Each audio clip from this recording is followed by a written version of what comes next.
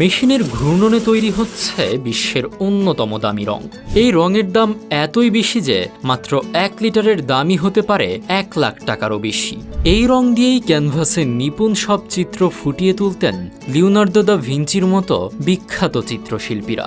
এই রঙের মূল রহস্য লুকিয়ে থাকে এর ভিত্তি সূক্ষ্ম রঙিন গুঁড়োয়। আয়রন অক্সাইড ও ক্যাডমিয়ামের মতো প্রাকৃতিক খনিজ কিংবা ল্যাবরেটরিতে তৈরি কৃত্রিম রাসায়নিক উপাদান থেকে আসে এই রঙিন কণা। রং তৈরির প্রথম ধাপে বিশাল পাত্রে ঢালা হয় শুকনো রঙের গুঁড়ো।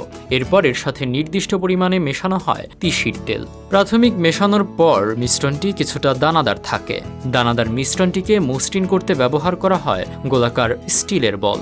এই বলের তীব্র চাপে রঙের শক্ত কণাগুলো ভেঙে যায় এবং তেলের সাথে পুরোপুরি মিশে একটি মসৃণ ও গাঢ় মিশ্রণ তৈরি করে। মিশ্রণটিকে আরও নিখুঁত ও মিহি করতে দেওয়া হয় 3 রোলার মেশিনে। আমাদের ভিডিওগুলো চাঁদপুর থেকে দেখছেন জিলানি সরকার, ঢাকা থেকে দেখছেন মোহাম্মদ রাহুল ইসলাম, মোহাম্মদ আলামিন দেখছেন নেত্রকোনা থেকে, মোহাম্মদ রবিউল হাসান দেখছেন কক্সবাজার থেকে এবং সৌদি আরব থেকে দেখছেন মোহাম্মদ মোতালেব। আপনি কোথা থেকে দেখছেন তা জানিয়ে দিন কমেন্ট বক্সে।